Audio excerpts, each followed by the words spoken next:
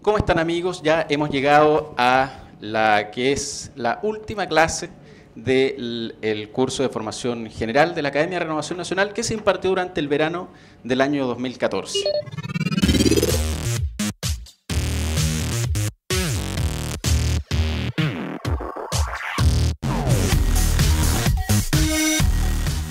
Hoy nos acompaña el profesor Joaquín Fermandois del Instituto de Historia de la Universidad Católica y además autor de varios libros, entre ellos uno que se llama La Revolución Inconclusa. No lo vamos a hacer esperar más, con esto ya vamos a estar cerrando el curso y la última clase, profesor Joaquín Fermandois. Bienvenido. Hola.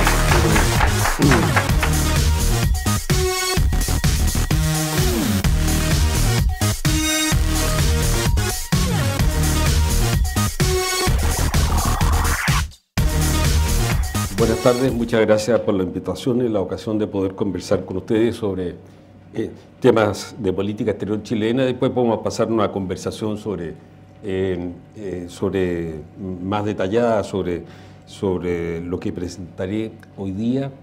Y siguiendo además el estilo que yo uso en mi trabajo, combinando visiones de política interna y externa que están bastante más relacionados de lo que comúnmente se piensa.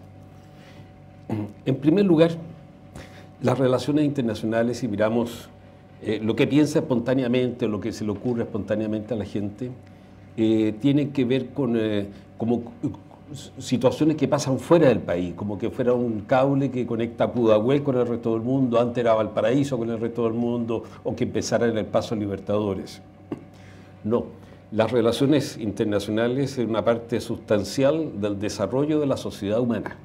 Desde que llamamos hay sociedades, las sociedades interactúan entre sí y esa interacción, aún en la sociedad primigenia, en la sociedad prehistórica, podemos llamar así, aún ahí la interacción con otras sociedades era parte de su identidad. O sea, esto no es una situación ajena, no es una situación superficial o no es algo meramente relacionado con la diplomacia, que es una de las tantas agencias encargadas de esto, una fundamental para algunos temas. Pero básicamente las relaciones internacionales es la interacción entre las diversas sociedades. La política exterior es cómo se trata de dirigir esta interacción, cómo esta relación podemos nosotros encauzarla, encaminarla, y se tienen que tomar decisiones en ese plano. ¿Qué iniciativa tener? ¿Qué conjunto? ¿Qué tipo de fuerzas internacionales hay que apoyar o no apoyar, o cómo coexistir con esa? Eso tiene que ver con el Estado, tiene que ver con los actores políticos. Pero las relaciones internacionales es algo que le sucede cotidianamente a todas nuestras sociedades. Chile ha sido un país particular en este sentido. Bueno, todo país es particular de alguna manera, pero me gusta hacer referencia a algunas particularidades del desarrollo chileno. Es un país muy aislado, se la ha comparado muchas veces con una especie de ínsula, y curiosamente había comparaciones entre Cuba y Chile por la historia ideológica de los dos países, pero también porque los dos tienen algo de insular. Y a la vez Chile es un país plenamente integrado a toda la historia de los últimos siglos. Nace a la vida como sociedad por un fenómeno que es la expansión europea del 1500. De poco antes, pocas décadas antes y pocas décadas después, hay una transformación en el mundo con esto de la expansión europea. Y de ahí salimos nosotros, bueno, nuestros vecinos y todos, y toda la América. Pero tener presente, venimos de un fenómeno internacional. Y como república venimos de otro fenómeno internacional, que son los cambios políticos, evolutivos o violentos o convulsivos, que suceden en torno a 1800, independencia de Estados Unidos, Revolución Francesa, el despertar político republicano. En 1800, si alguien ha sido alumno mío, me lo he escuchado decir muchas veces, en 1800 nadie pensaba en una república, no se le ocurría. Habrá habido 2, 3, 5 personas en todo Chile que habrán pensado algo así quizás. En 1820 nadie pensaba en retrotraer la situación, o sea, ha sido un país. En ese sentido, venimos de una realidad internacional muy fuerte. Pero eso le pasa a todos los países de América.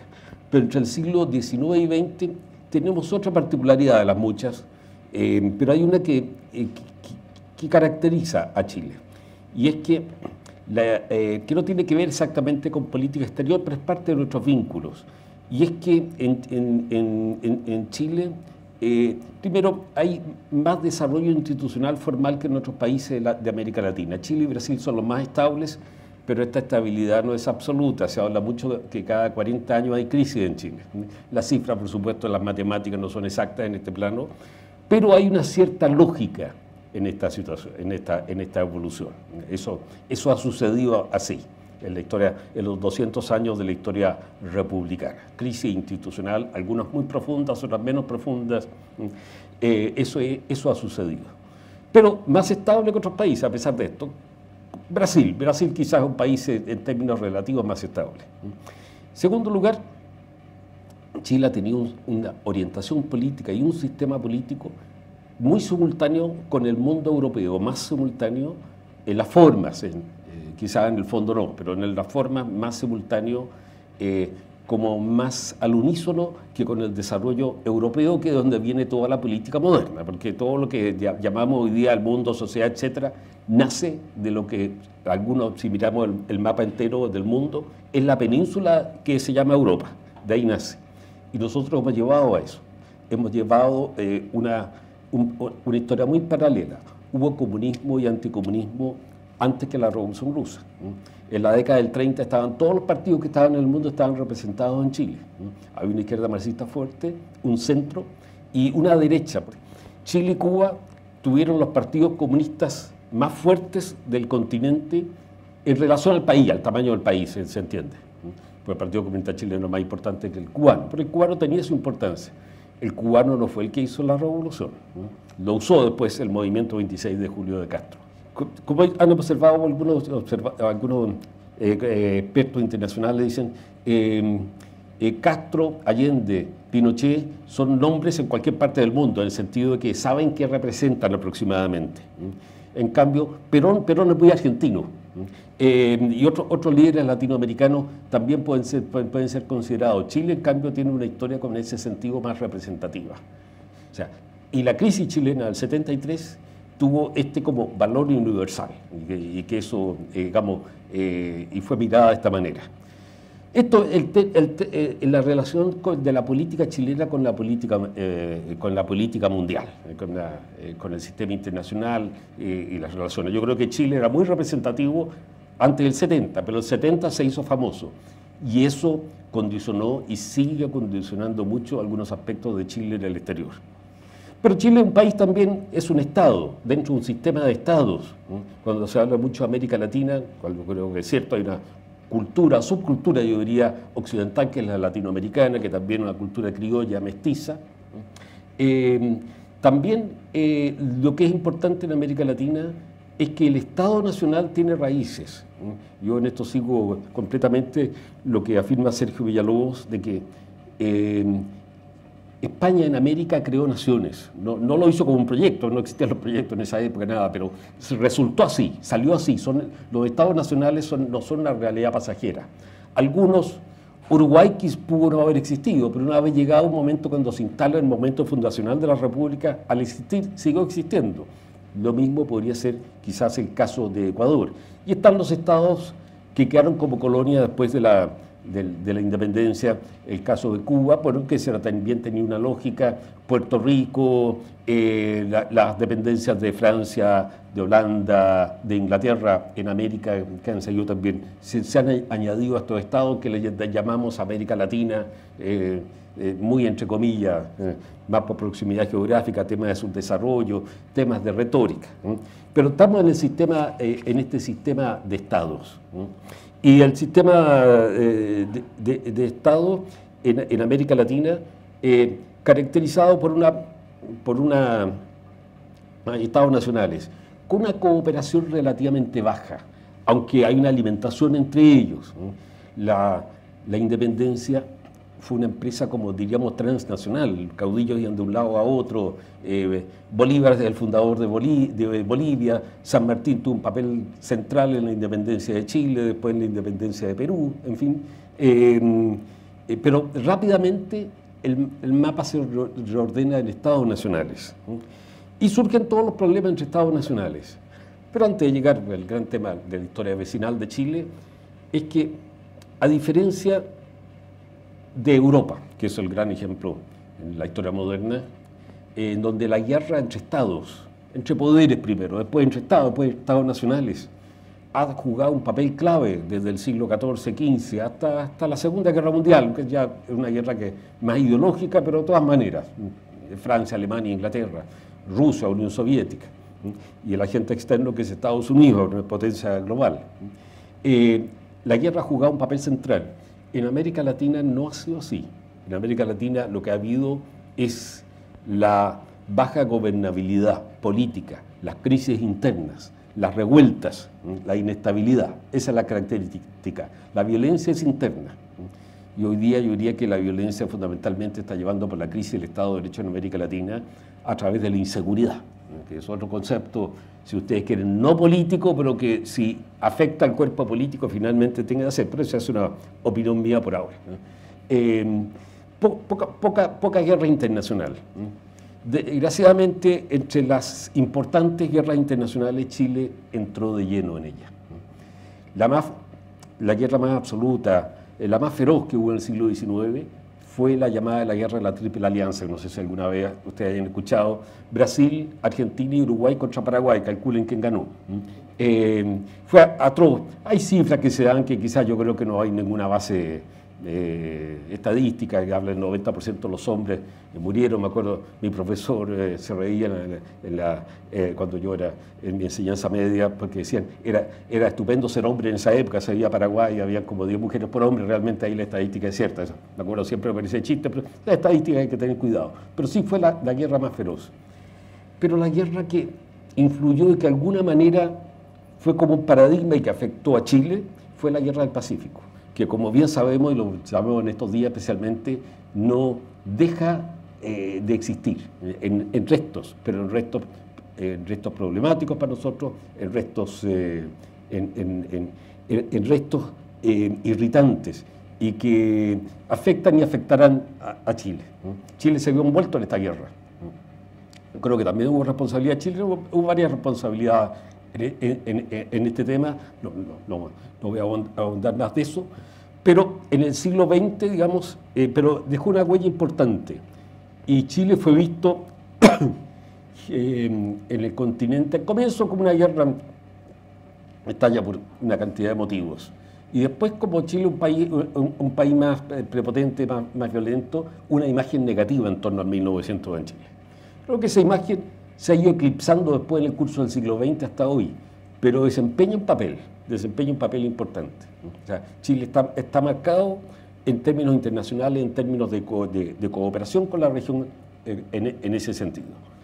Y Chile, que desde Portales en adelante, por otra parte, dejó siempre su seguridad relacionada con una posición ante el sistema de estados europeos, digamos, está recuperando relaciones con las grandes potencias mundiales. Estas grandes potencias eran Francia, Inglaterra en primer lugar, Francia, después pasó a ser Alemania. Y después Estados Unidos, que ya no es Europa, pero es una segunda Europa, y y ya hace 100 años era la principal economía del mundo. Eso nos pone en otra situación. O sea, quedamos como encajados en estas dos realidades. Somos latinoamericanos, estamos en un sistema de estados latinoamericanos. En ese sistema de estados hay una guerra que marca de una manera extraordinariamente fuerte, que quizás no seamos del todo conscientes de esto, pero marca en términos extraordinariamente fuertes la relación vecinal nuestra hasta el día de hoy. Cierto que con Argentina no tuvimos guerra. Es un caso bien tratado por los especialistas, porque como si hubo soluciones arbitrales. En general en América Latina la solución arbitral o el recurso a un árbitro hace eso ha llamado la atención, porque muchos especialistas externos que miran a América Latina dicen, este país violento, lleno de matanza, pero a la vez le llama la atención que las amenazas de guerras terminan siempre en arbitraje, y eso es una pregunta importante en los especialistas. Está esta excepción, digamos, nuestra guerra, la Triple Alianza y nuestra guerra del Pacífico, pero que en el siglo XX, en cambio, hay muy pocas guerras internacionales en América Latina y nosotros hemos estado cerca de esas, pero no tuvimos una guerra. No había otra guerra internacional en América Latina, pero esto nos ha dejado marcado. Y el hecho que nuestra cultura, nuestro lenguaje, venga de la experiencia europea. Izquierda, derecha, centro, en los diversos grupos sociales, en fin, por supuesto a medida que crece la clase media en el siglo XX, todo va siendo la sociedad en su conjunto, a la manera cultural latinoamericana. Permiso.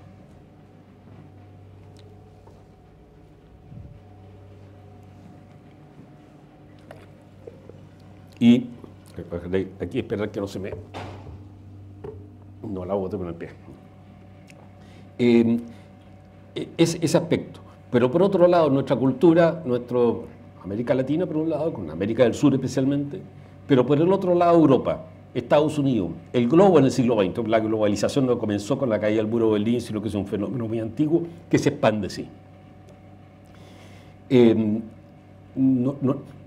Digamos, y nuestros flujos económicos, los flujos científicos, culturales, todos dependen de ese mundo que se llama Europa más Estados Unidos, el mundo noratlántico, que todavía, yo le digo, es la fábrica de ideas del mundo.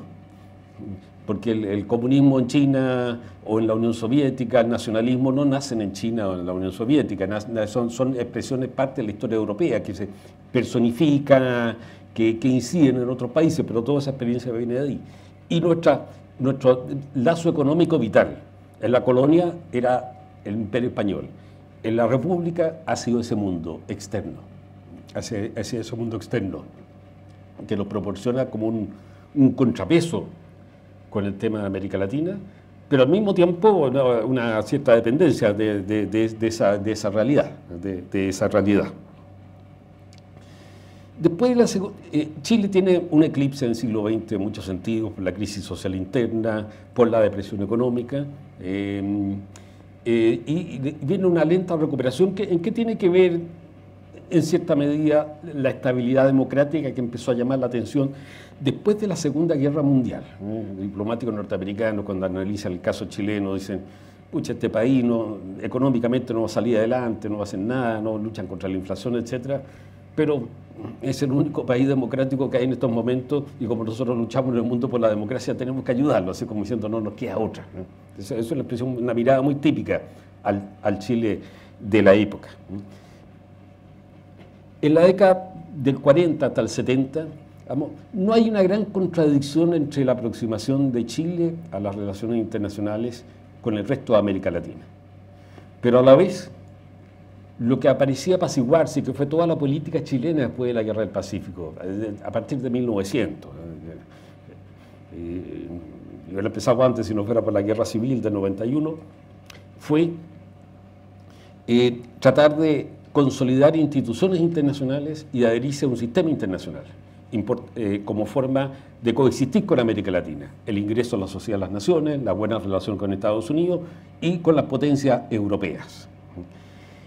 Pero también en la década del 50 volvieron a renacer los problemas vecinales. Muchas veces simbólicos, no sabíamos el grado de peligro que podían existir, pero era un tema. De izquierda a derecha esta situación se da igual. Y siempre diversas alternativas. Tenemos que tener soluciones prácticas, o la integración política, o en fin, la modernización.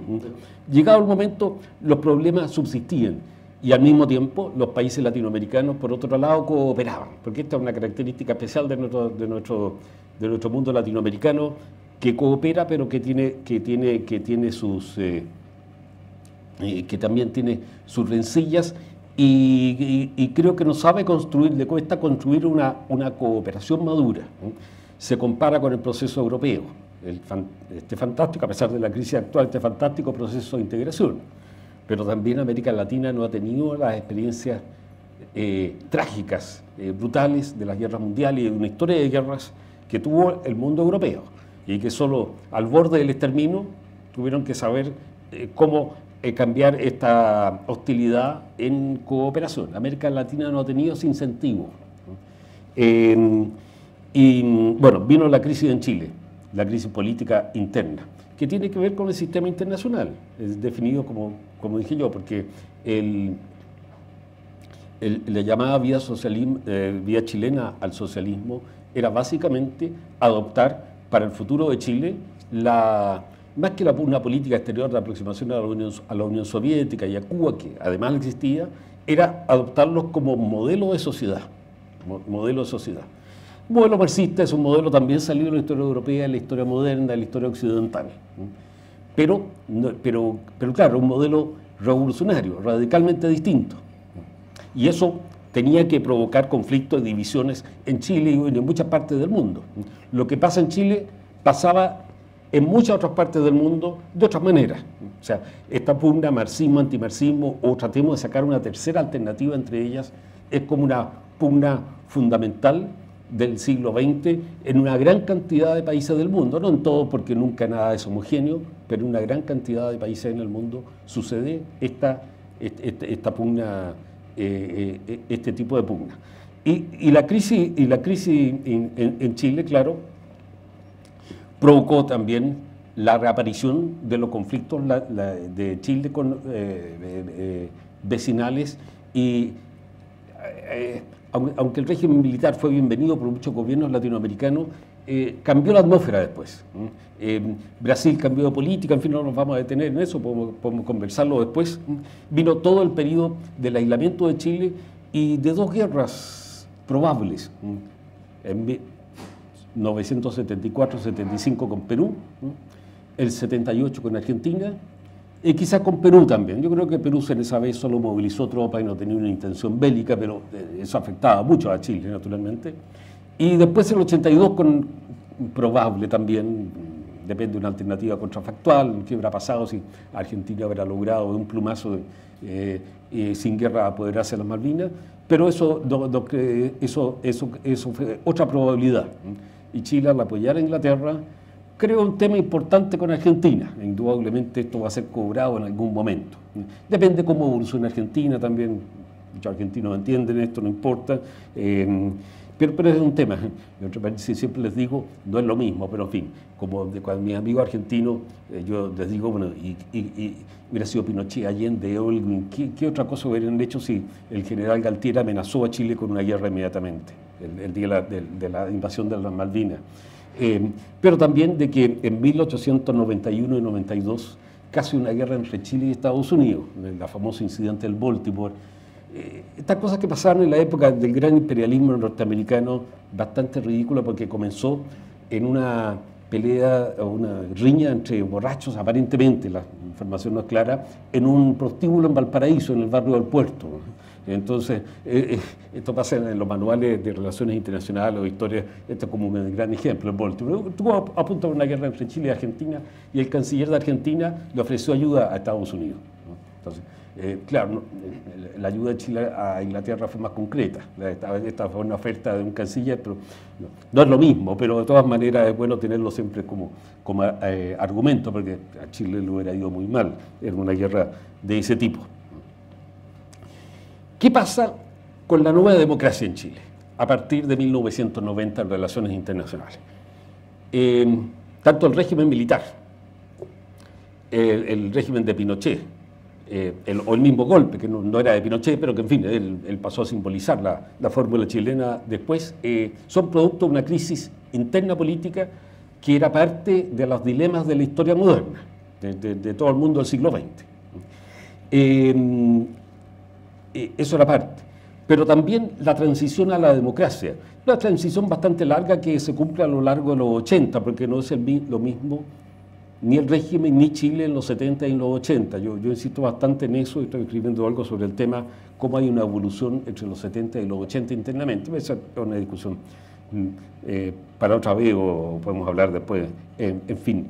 Pero hay una lenta reconstrucción de la democracia, un poco porque los antiguos enemigos comienzan a hablar entre ellos, porque en fin, el gobierno tiene que ceder algunas cosas, el gobierno de Pinochet, pero también lo que cambia mucho, y que es la base de la nueva democracia en Chile, la principal base, el principal cimiento lo fue, es el fin de la Guerra Fría en términos intelectuales, culturales, políticos en Europa y después en el resto del mundo, cuando el modelo marxista se empieza a desplomar primero en lo político intelectual y después en la realidad. Esto permitió la base de que por primera vez en Chile hubiera una cierta pacificación. Y esto además afecta, influye, crea nuevas disposiciones en América, en Europa. O sea, la caída del muro de Berlín, más allá, antes o después, influyó enormemente en la transición chilena y permitió un consenso en torno a lo que yo llamo el modelo occidental, vale decir, la democracia moderna, multipartidista, que reúne, bueno, democracia, política, todo lo que significa una democracia política. Tendencia al Estado de Derecho, nunca perfecto, por supuesto, tendencia al Estado de Derecho, pluralismo, diferencia entre Estado y sociedad, la competencia para acceder al poder, reglas de juego previsibles, división de poderes, etcétera, todo eso. Y lo otro son los, algo diciendo, una democracia así puede ser una democracia oligárquica. Creo que no es el fin de la democracia crear la prosperidad, pero la democracia no va a ser segura y confiable sin prosperidad. Prosperidad que entiendo el mejoramiento económico, lo que ha entregado la economía moderna, vale decir, darle la mejor oportunidad a una inmensa mayoría. Ahí me gusta expresarlo, siguiendo algunos sociólogos, que son sociedades en donde la mayoría de la sociedad vive un estilo de clase media. ¿Qué significa esto? Bueno, digamos, son siempre otras definiciones son relativas. ¿Cómo vive la clase media europea o norteamericana, o japonesa hoy día, o de muchos países confucianos que llamamos desarrollados? Ese es nuestro modelo. Si nuestra clase media, digamos, o una mayoría de la población tiende a aproximarse a eso, a las posibilidades, esperanza de vida, educación, movilidad, etcétera, todo eso, vamos a la modernización. Y la democracia, por supuesto, no se sostiene política sin que ese proceso sea acompañado por la modernización, por esta ampliación de la clase media, por fin todos los cambios de oportunidades con los problemas que trae eso también. Yo no digo que la solución económica sea la solución final feliz para el ser humano, porque eso no existe en esta tierra así de manera absoluta, pero sí existe la búsqueda, el mejoramiento, ciertas formas de integración, de inclusión social que se van desarrollando paulatinamente, que no pueden hacerse de la noche a la mañana, como la derecha siempre les toca están encargadas como decir eso, mire, no podemos hacer todo inmediatamente, pero podemos establecer como una hoja de ruta, por emplear una expresión bien de moda, al respecto. Y la crisis política chilena del 73 tiene muchas causas, pero una es esta, una política desarrollada, pero una economía subdesarrollada, y se le pedía a la economía lo que no podía dar. Toda la crisis después, la modernización económica, sentó las bases para un mejoramiento, no para un desarrollo absoluto, pero en fin, hay un salto importante, o sea, fin de la Guerra Fría y en general perspectivas mejores para el chileno promedio. Yo creo que eso fue un elemento importante en la nueva democracia en Chile. Yo creo que el gran símbolo de esto, más que el plebiscito del 88 o las elecciones del 89, también hitos muy importantes, es el acuerdo nacional apoyado e inspirado por el cardenal Juan Francisco Fresno en 1985, aunque por primera vez en el siglo XX, y por última vez quizás, todas las fuerzas políticas, las principales, las más representativas, entre ellas los fundadores de este partido, se juntaron, hicieron una idea de Chile, ¿qué quieren? En lo político, en lo social, en lo económico, que era más o menos convergente. Era medio vaga general, algunas cosas no podía ser de otra manera, pero es la primera declaración y yo creo que el Chile actual, el Chile que surge de eso, es esa realidad. Hay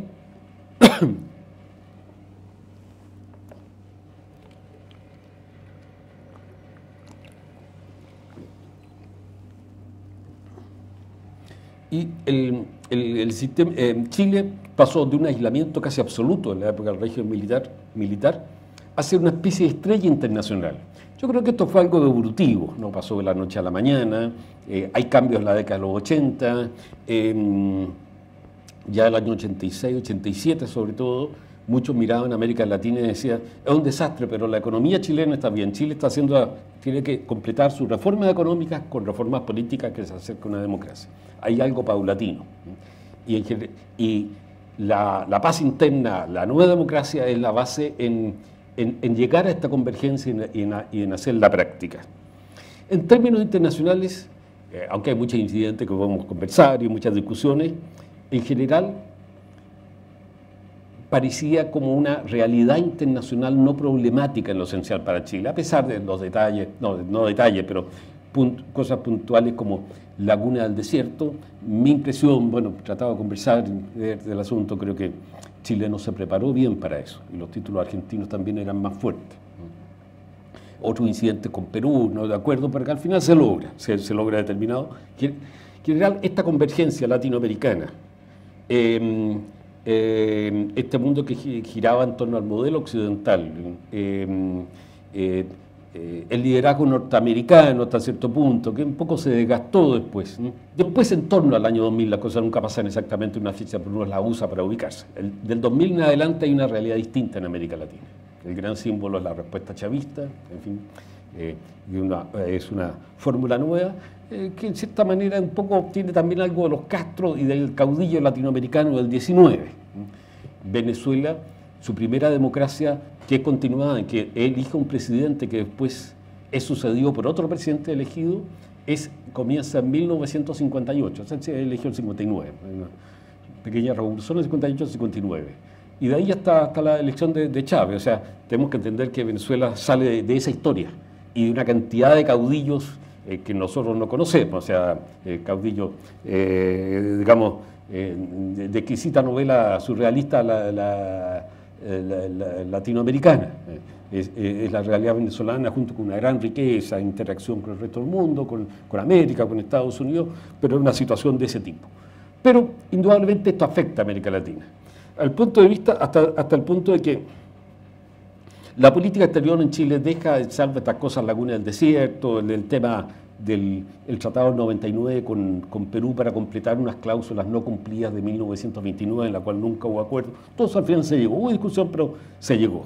Está todo esto bajo la imagen, bajo un poco la luz de la llamada cláusula democrática, que de ahora en adelante en América Latina no se iban a tolerar gobiernos que no fueran surgidos de la práctica democrática.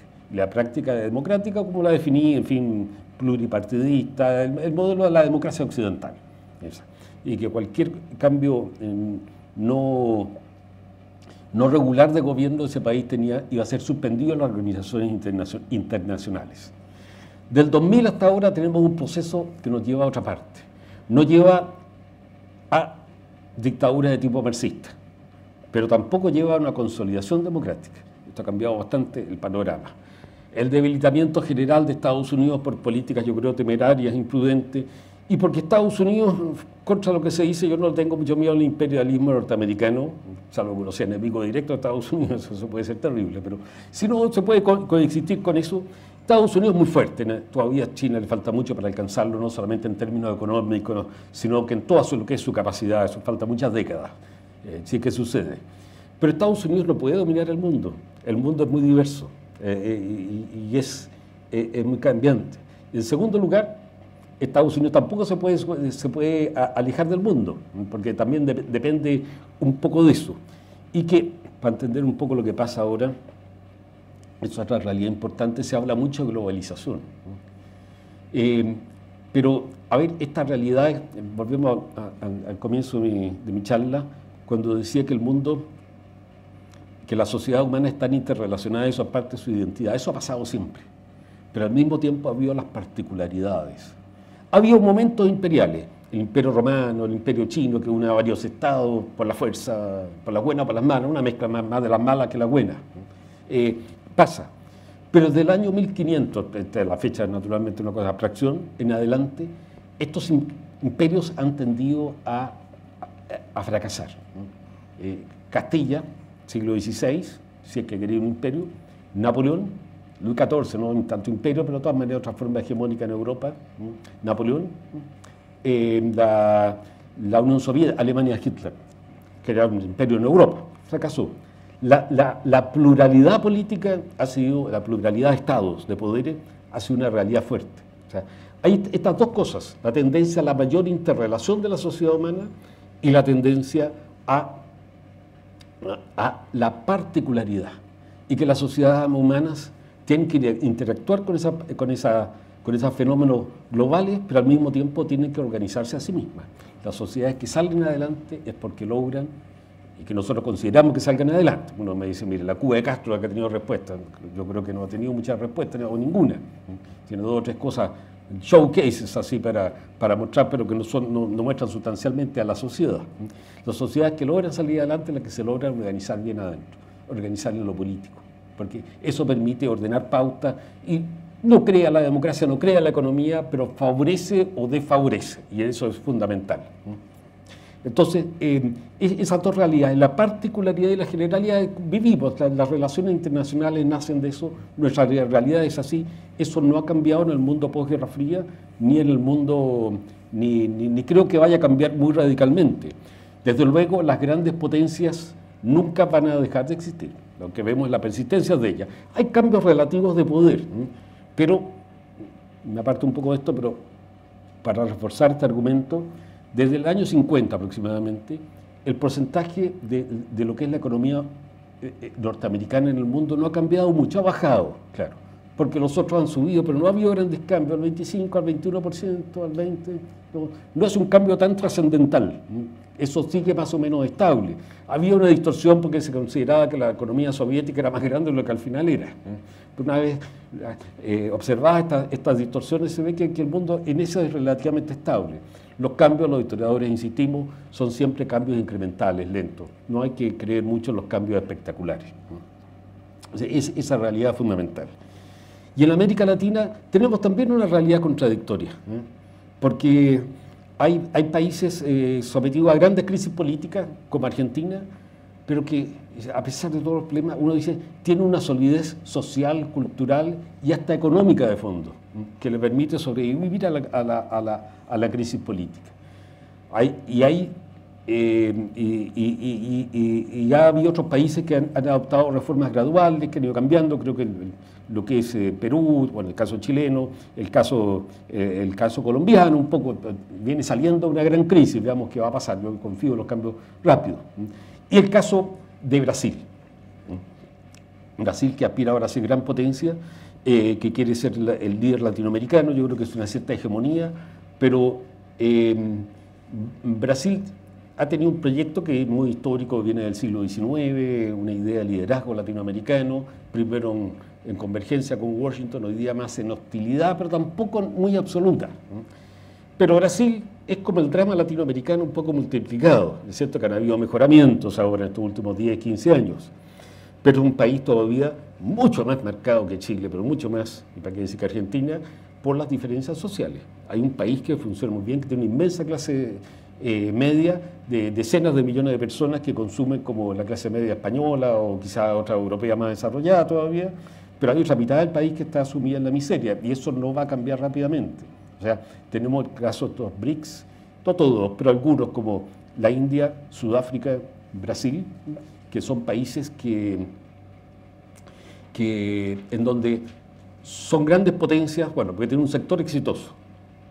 Por una parte el país es muy grande y eso le da enormes factores de poder directo, poder duro, y un poco poder blando también, ese poder de convencer, de hegemonía blanda, pero que tiene otro elemento crítico. No son países lo que llamaríamos todavía desarrollados. Yo sé que con China da susto decir esto, pero la mitad de los chinos todavía están bastante sumidos en la pobreza. Lo que pasa es que había, de todas maneras, un cambio gigantesco en estos 30 años, combinado lo que era la historia de China del resto del siglo XX. Bueno, la crisis latinoamericana llevó a que Chile quedara un poco en los temas del tradicional. Sí hay aislacionismo chileno, hay aislamiento, pero sí la tradicional posición medio complicada chilena volvió a hacerse presente, de a poco. Primero, la concertación fue mirada por todos los regímenes populistas como un gobierno, en el fondo, pro-norteamericano, neoliberal. Yo creo que el neoliberalismo es más una consigna que una realidad. Podemos discutir también de eso después, pero eso sucedió. E internamente en el país, sí, hubo dos como situaciones también que colisionaban entre sí.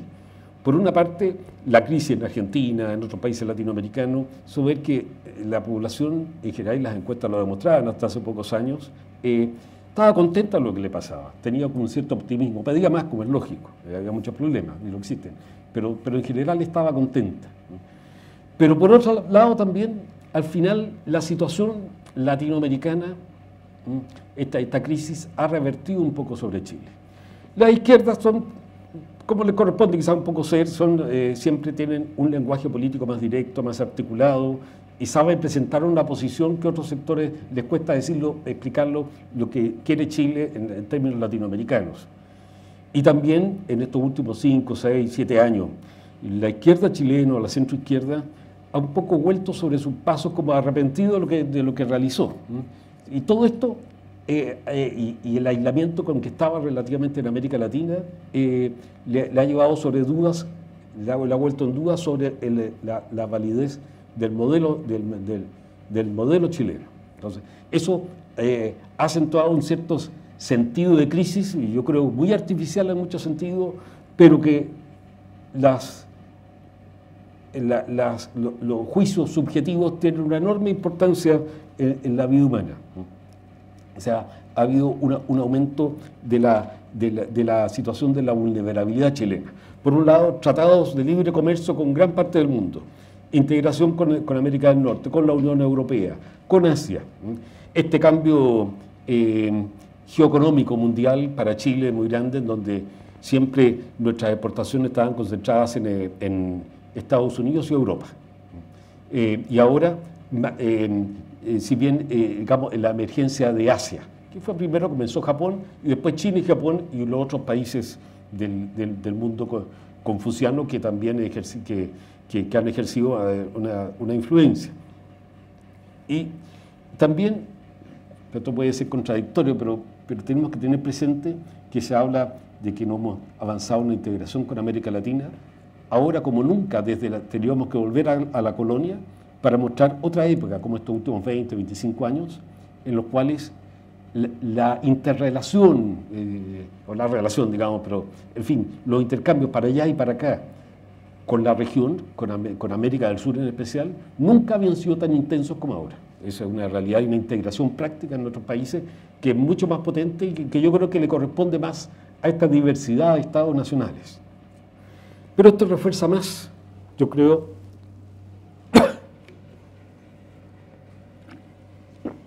refuerza más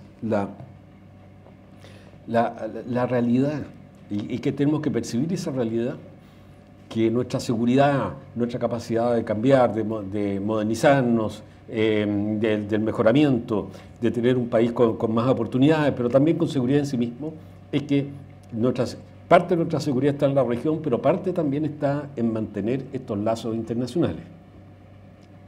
Y en la década de los 90 funcionó bien esta relación puramente política, simbólica con Mercosur, mientras Chile llevaba otra estrategia internacional. En la década del 2000 y en esta segunda década del siglo XXI, esto se ha vuelto más problemático para Chile. Chile está más solo.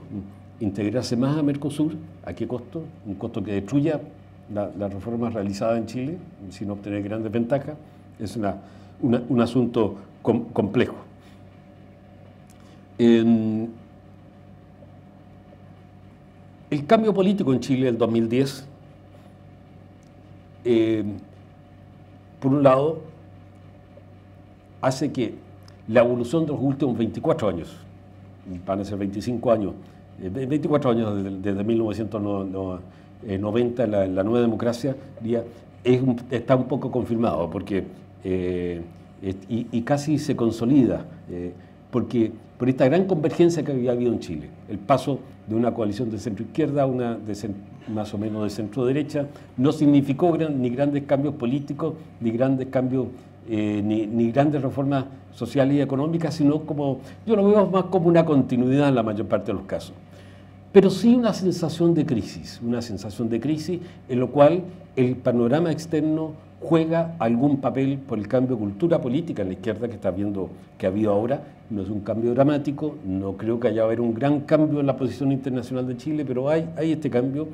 Y también porque, si bien la administración actual ha tenido una acción táctica bastante brillante en muchos aspectos, no ha sabido traducir eso en una posición internacional, que no tiene por qué ser agresiva con otros países latinoamericanos, pero que debería acentuar esta idea del modelo occidental. Nosotros queremos este tipo de democracia, queremos este tipo de economía, con algunas variaciones.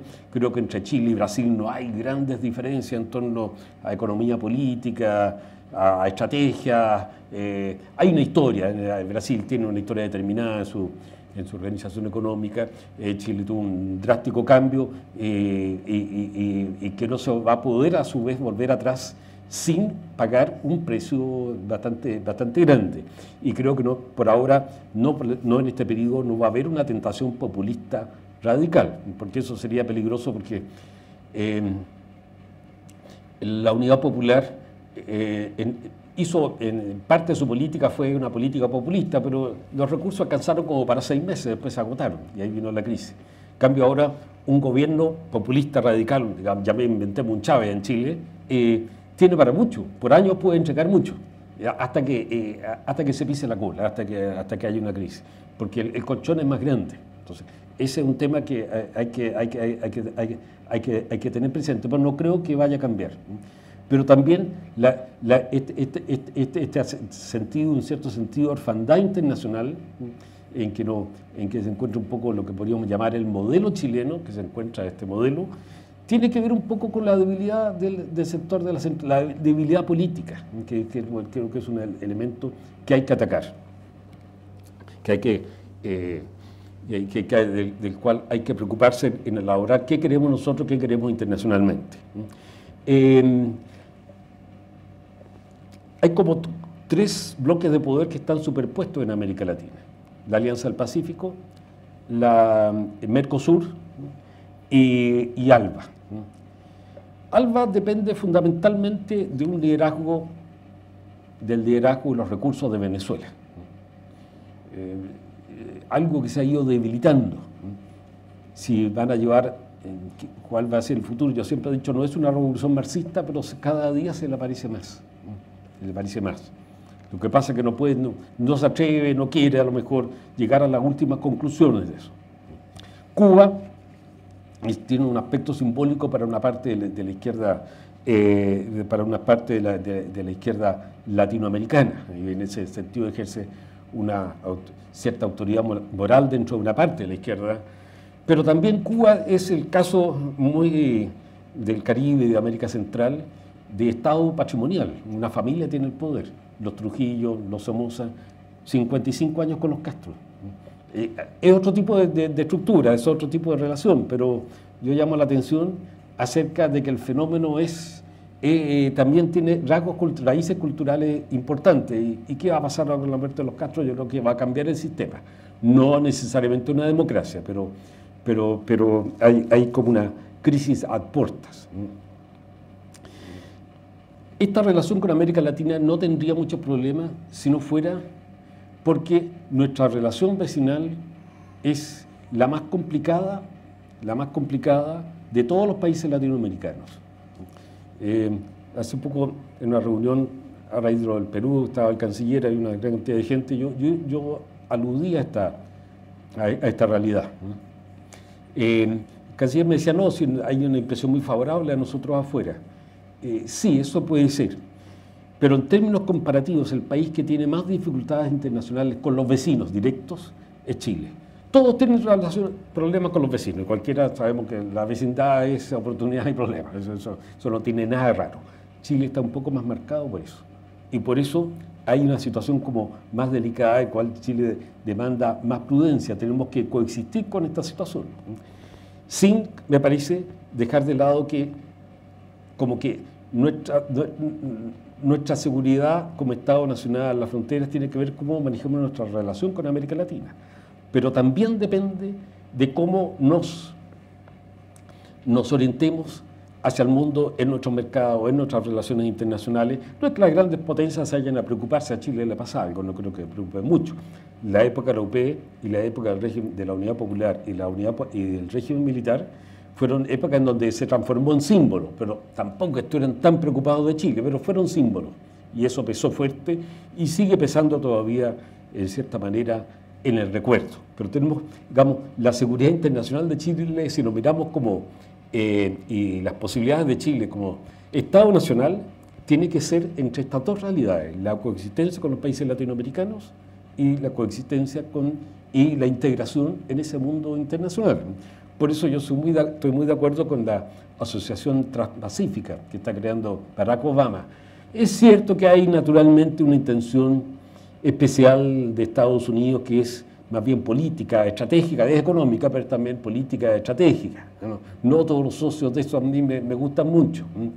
Pero eso nos vincula a las economías más dinámicas del mundo y a formas de proceder que no son puramente económicas, formas culturales que tenemos que aprender, no para asumir todo, pero para aprender. Esos son factores como una especie de reaseguro, de una retaguardia importante. La Alianza del Pacífico es algo positivo, pero es algo frágil.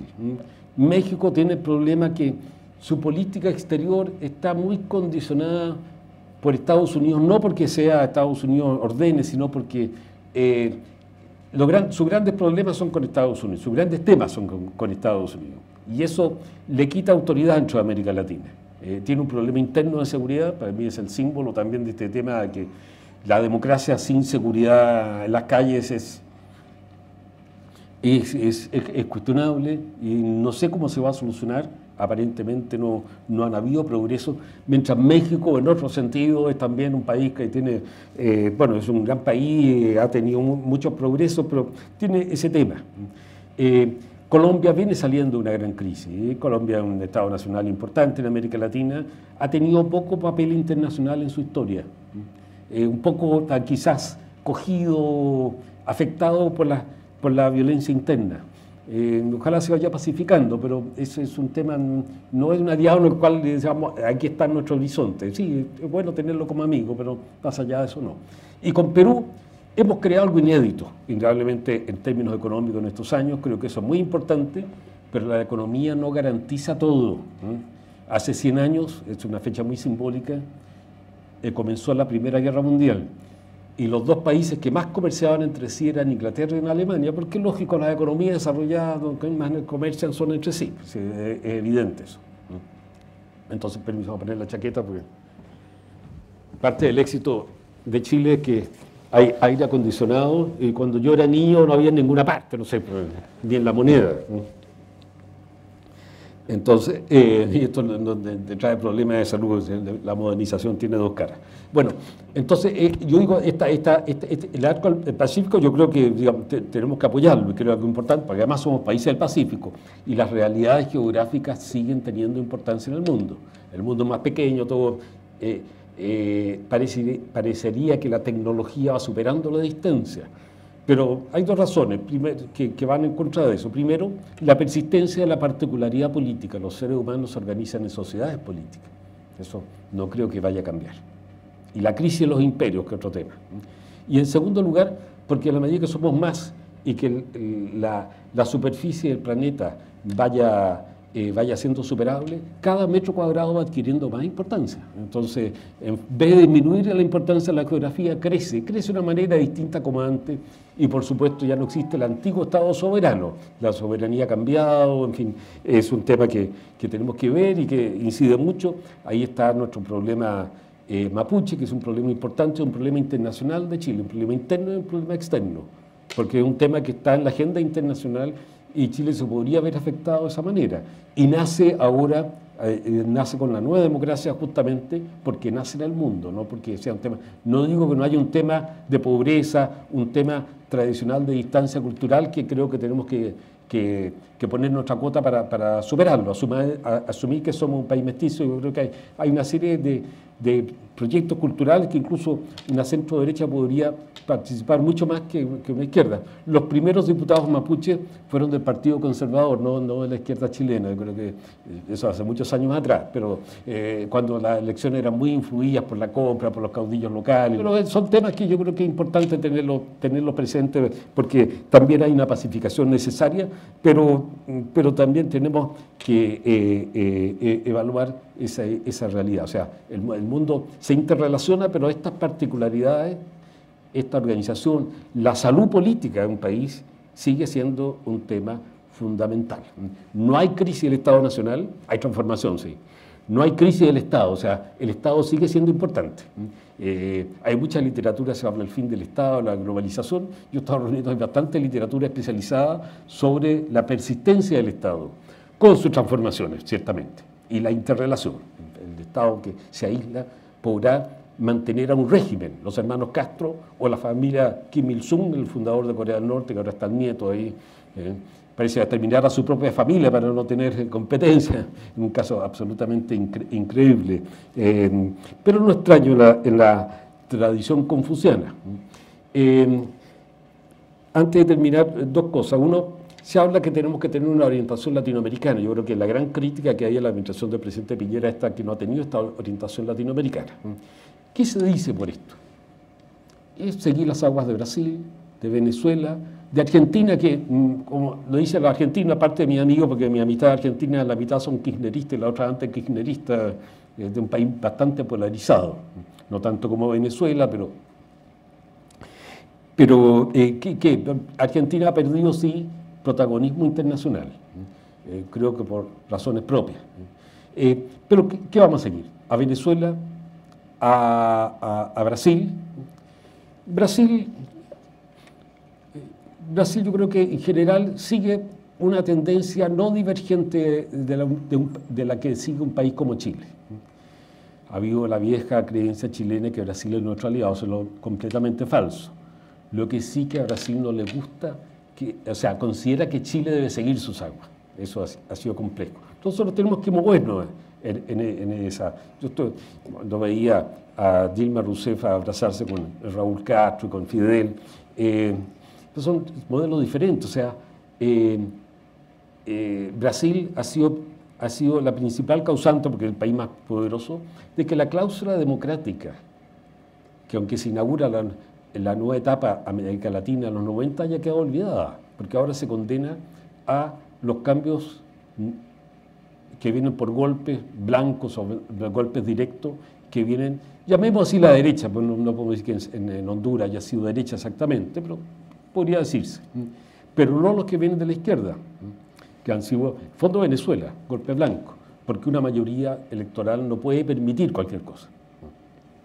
Pero eso en el fondo ha sido un golpe manteniendo una posición tolerada hasta donde quiera el gobierno en Venezuela. Y así hay una serie de otras circunstancias. En Ecuador se están desmoronando como las bases de una discusión pública. Es cierto que ha sido un país que ha tenido historia política crítica. Si las situaciones de crisis no salen por nada, tienen todos unos antecedentes. Que Cuba haya dirigido la más importante organización latinoamericana, la CELAC. Importante entre comillas también porque son entidades medio fantasmagóricas, pero el símbolo es un símbolo. Entonces, y me parece un absoluto absurdo. O sea, digo, no le estoy dando, no tengo una respuesta absoluta para lo que está pasando, pero creo que esta es la principal lección, es que tenemos, sin retroceder de llamemos esta nueva vía chilena, este modelo chileno de la nueva democracia, tenemos que coexistir con estas situaciones, pero sin romper que esto parezca lo que yo creo que las relaciones con Estados Unidos siempre van a tener alguna complicación para cualquiera, pero Estados Unidos no lo veo ni creo que sería justo verlo como una relación dañina para América Latina. Creo que hay un gran mito latinoamericano sobre las maldades del imperialismo norteamericano. Hay algunas cosas que son ciertas, como pasa entre cualquier poder. Entonces, nos movemos con eso. Creo que nuestra esperanza para América Latina es fundamentalmente el camino que va a tomar Brasil, que es una sociedad a la vez, otra paradoja, no podemos comparar la sociedad argentina, mucho más consistente, más rica culturalmente, más próspera, a la sociedad brasileña, distinguida por estos fosos, que no son fosos entre los pocos ricos y los muchos pobres, que son, una imagen vale para pocos países latinoamericanos, así, porque hay una tremenda, decenas de millones de habitantes de clase media en Brasil, probablemente 70, 80, 90, pero un país de 200 millones de habitantes, o sea, tiene también, el gran poder tiene pies de barros, y su defensa es la tradición institucional, el país más estable de América Latina, más que Chile. Si miramos siglo XIX, siglo XX, XXI. El gran formulador del Brasil moderno actual, más que Lula, yo creo que es Fernando Henrique Cardoso, que pasó un poco de la derecha a la izquierda, perdón, de la izquierda a la derecha, entre los 60 y los 90. Yo creo que, no digo que él lo hizo todo, pero él simboliza más esta línea, esta línea que se ponga un poco de razón en las relaciones internacionales de América Latina y al mismo tiempo manteniendo nuestra relación. Con América Latina somos latinoamericanos, tenemos intereses comunes, pero también somos estados nacionales e intereses divergentes. Lo otro es creer una especie de determinismo racista. Por ser latinoamericanos tenemos que tener tales posiciones, eso no es necesario. Estas unidades culturales, por ejemplo, el mundo árabe, nos lleva a políticas. La Liga Árabe se reunirá, harán la mayoría, pero la rivalidad entre los grupos árabes, no como estados nacionales, sino como rivalidades de sistemas, monarquistas versus nacionalistas, chiitas versus sunitas, aunque el mundo árabe, los suníes son mucho más fuertes. O en el mundo confuciano, mirados de fuera, ¿qué unidad cultural más grande en el mundo que el mundo confuciano? China, Japón, Corea, Tailandia, o sea, todo el sudeste asiático. Es una inmensa realidad. Pero qué foso más grande y como más inextinguible parece ahora la rivalidad entre China y Japón, por razones profundas. Por estas islas, no, si las islas por más petróleo que haya, son 4 pesos al lado de estas dos gigantescas economías, la segunda, China, y la tercera del mundo, Japón. ¿Por qué están? No sé, las islas son una alegoría de una rivalidad profunda que tiene algunas explicaciones, que es muy difícil de superar, y entre dos países que son grandes socios comerciales.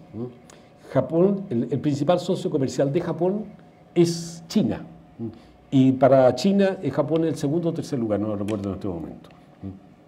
No el primero sigue siendo Estados Unidos, pero el segundo es Japón o tercer lugar. Entonces estamos, esa interrelación económica que ha sido cierta, en fin, hay empresas conjuntas chino-japonesas, pero no, los fosos, sin embargo, políticos se han ido ampliando. Yo no digo que eso sea bueno, creo que puede ser catastrófico para el mundo, pero nos lleva a tener presente que hay que poner razón en el tema de relaciones internacionales. Por último, para terminar, te pasar una pregunta, una cosa, que estamos en este partido, por el cual yo he votado siempre en la lista parlamentaria, por lo menos. No siempre he votado por la centro-derecha en la vida, pero casi siempre, en general, con alguna excepción a lo largo de mi vida. Mi primer voto fue por don Jorge Alessandri del año 70. Pero yo creo que es importante que estamos en el Instituto Libertad, al cual vengo regularmente a unas reuniones de la Comisión de Relaciones Internacionales, pero me parece que creo que hay que integrar esta visión internacional que queremos, porque a este sector le cuesta más definir qué quiere y hacia dónde se marcha, y qué ha sido la gran debilidad de este gobierno. ¿Por qué lo que propugna favorece a la mayoría de los chilenos? Es algo complicado, porque quitarle a los que tienen, claro, es mucho más fácil y como más tangible. Lo otro es más complejo, ciertamente, pero eso no debería reforzar el esfuerzo, reforzar el ímpetu por tratar de explicar y de llegar con un lenguaje político a la sociedad. La gran crisis de la derecha de la década del 60 fue justamente esa, y veo que se está produciendo un poco también ahora. Creo que libertad, así como decir estamos por la libertad, puede ser muy abstracta. El comunismo también luchaba por la libertad, decía por lo menos. ¿Qué significa la libertad? Creo que hay que plantearlo que se quiere una sociedad en donde exista Estado, exista sociedad, y que el Estado permita que lo público, más bien algo más amplio que el Estado, que no son solo los empleados públicos, sino que vivimos en un país, en un mundo en donde también los actores sociales puedan permitirse una mayor libertad. Educación, oportunidades de trabajo. Tenemos que tener un concepto más amplio de libertad que a veces se confunde casi exclusivamente con la libertad de emprendimiento económico. Eso es dejar siempre apelar a una minoría que muchas veces es muy pequeña. pero se puede apelar justamente ahora a una mayoría, ¿no? Porque estos modelos de sociedad, el modelo occidental, que a veces lo toma la izquierda, y muy bien tomado. Creo que hay izquierdas europeas que han sido, yo admiro mucho a Helmut Schmidt, el canciller socialdemócrata de Alemania en la década del 70, porque uno de los grandes, como grandes cabezas después de la Segunda Guerra Mundial, junto con De Gaulle, alguien que podríamos llamar de derecha. Pero el objetivo sería mostrar que queremos una sociedad como las que han dado más respuestas, no todas satisfactorias, por supuesto, pero han dado más respuestas a las necesidades del hombre actual, del hombre y de la mujer actual. Eso es un tema importante y cómo lograr llegar a eso.